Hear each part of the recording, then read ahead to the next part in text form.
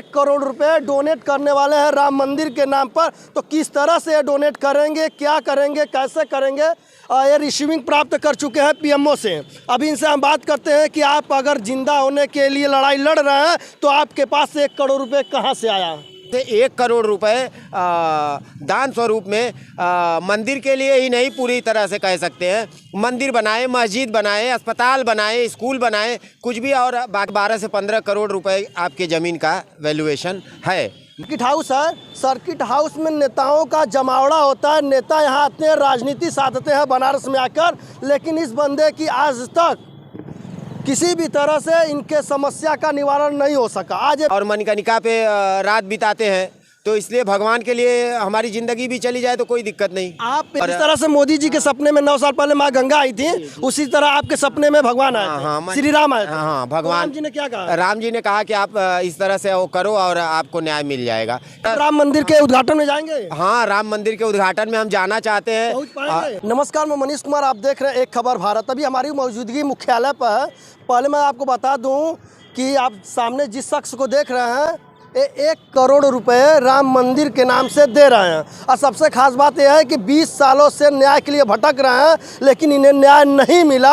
अभी आप देख सकते हैं कि हमारे सामने सर्किट हाउस है। सर्किट हाउस में नेताओं का जमावड़ा होता है। नेता यहाँ आते हैं, राजनीति साधते हैं बनारस में आकर, लेकिन इस बंदे की आज तक किसी भी तरह से इनके समस्या का निवारण नहीं हो सका। आज ये 20 साल से लगातार संघर्ष कर रहे हैं।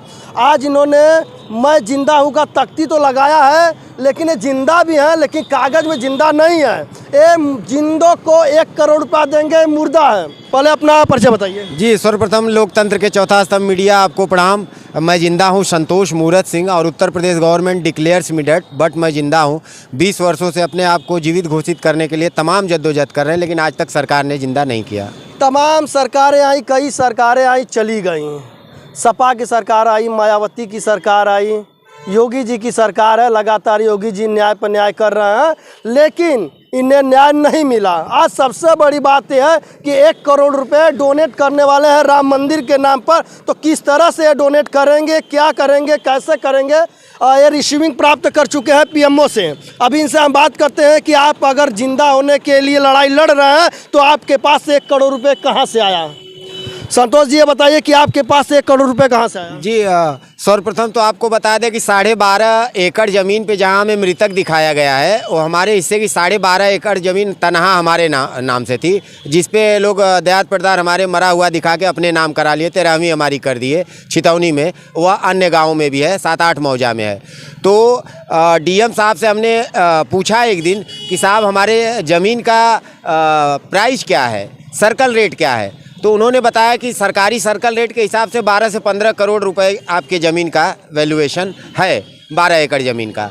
तो हम कहे इसके लिए हमको मरा हुआ दिखाए। तो 12 एकड़ ज़मीन में से जैसे कि 12 करोड़ की है या 15 करोड़ की, तो 1 करोड़ हम ये निवेदन प्रार्थना पत्र की है कि हमारी ज़मीन हमको जिंदा करके, हमारी ज़मीन बिकवा के अपने सरकारी योजना के अंतर्गत जिस भी योजना में आए उसमें से 1 करोड़ रुपए दान स्वरूप में मंदिर के लिए ही नहीं, पूरी तरह से कह सकते हैं मंदिर बनाए, मस्जिद बनाए, अस्पताल बनाए, स्कूल बनाए, कुछ भी, और बाकी की धनराशि हमको दे। न्याय के लिए लड़ाई लड़ते लड़ते आप थक चुके हैं, और जो है कि यहाँ पे न्याय दिलाने वाले से और न्याय करने वाले से आप उम्मीद नहीं रख पा रहे हैं। तो क्या आप भगवान से उम्मीद रखेंगे कि 1 करोड़ रुपया हो सकता है हम भगवान राम के नाम से दे दें और राम मेरा उद्धार कर दें? जी, लेकिन होगा नहीं। जी, नहीं, हम ऐसा है साहब कि हम 10 से 5 जिला मुख्यालय पे धरनारत रहते हैं, और रात को जो है मणिकर्णिका घाट पे रहते हैं, और वैसे भी मर चुके हैं। राम नाम सत्य हमारा हो ही चुका है। तो बोले जब राम नाम सत्य है और सत्य ही रहेगा, और राम नाम के लिए ही हम ये कर रहे हैं, हाँ, और मणिकर्णिका पे रात बिताते हैं, तो इसलिए भगवान के लिए हमारी ज़िंदगी भी चली जाए तो कोई दिक्कत नहीं। आप 1 करोड़ रुपए देकर साबित क्या करना चाहते हैं कि इंसानियत मर चुकी है? क्या भगवान के ही हाथ में न्याय करना है? वो तो है साहब, क्योंकि ये अधिकारियों का शरीर जिंदा है, आत्माएं मर चुकी हैं। अगर मरी नहीं होती तो हमको जिंदा कर देते।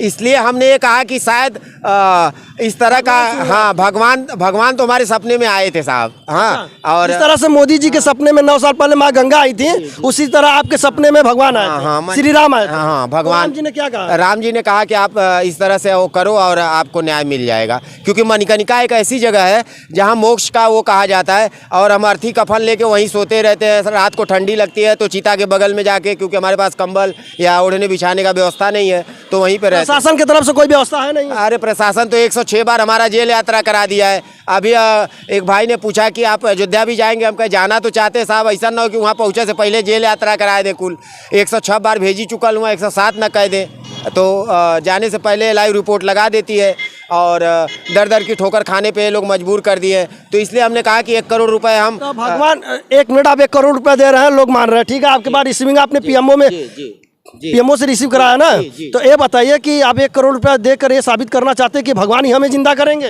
अब कानून व्यवस्था तो है नहीं आपके लिए। भगवान तो हमें जिंदा रखे ही हैं साहब। अगर भगवान जिंदा नहीं रखे होते तो हम आप बात कैसे करते? कानून मार डाला। हाँ, कानून, सिस्टम और बोलते अंधा कानून, बहरा कानून, जितना भी तो राम मंदिर के उद्घाटन में जाएंगे? हाँ, राम मंदिर के उद्घाटन में हम जाना चाहते पहुंच पाएंगे? हैं। हाँ, ये दिक्कत है साहब, क्योंकि हमारी जेल यात्रा ये लोग करा देते हैं। और हम ये चाहेंगे कि हमारे धनराशि से जो 1 करोड़ है उसमें से खाली राम मंदिर ही ना बना के अस्पताल, स्कूल, सब चीज़ बनाएं। प्रधानमंत्री का संसदीय क्षेत्र है, यहाँ पे जमीन विवाद में हत्याएं हो जाती हैं। पूरे उत्तर प्रदेश में अभी देवरिया में जमीन विवाद को लेकर 6 लोगों की हत्या हो गई है और बनारस खुद रोहनिया में इस तरह का मामला आया था, लेकिन सौभाग्य रहा कि इस देवरिया नहीं बना। लेकिन आप देख सकते हैं कि डीएम साहब ने इनको बता दिया है कि सर्किल रेट ये है, लेकिन डीएम साहब ने इनके समस्या का निवारण नहीं किया। अभी आप तस्वीरों में साफ तौर से देख पा रहे होंगे कि संजय सिंह बबलू का हार्दिक स्वागत किया जा रहा है। कुश्ती के पितामह बृजभूषण शरण सिंह का यहाँ पे फोटो लगा हुआ है। संजय सिंह का यहाँ पे आगमन हो रहा है और अजय कुमार सिंह इनका स्वागत कर रहे हैं। खेल मंत्रालय ने सदस्यता रद्द कर दी है, इसके बावजूद भी यहाँ पे बोर्ड लगा है। मतलब कि अगर आप सत्ता में हैं तो कुछ भी कर सकते हैं, लेकिन अगर आप सत्ता के खिलाफ हैं तो आप पूर्ण रूप से कमज़ोर हैं। अभी आपने देखा कि 20 साल से संघर्ष कर रहे व्यक्ति ने आज तक तो जिंदा तो हुआ नहीं, लेकिन राम मंदिर के नाम पर 1 करोड़ रुपया दे रहा है। कहीं ना कहीं इस व्यक्ति का भगवान के प्रति आस्था और कानून के ऊपर उठ चुके भरोसे को लेकर 1 करोड़ रुपया दे रहा है। अब ये देखना दिलचस्प होगा कि 1 करोड़ रुपया डीएम साहब कैसे राम मंदिर को दिलवाते हैं। मिलते हैं अगले खबर के साथ, तब तक के लिए नमस्कार, धन्यवाद।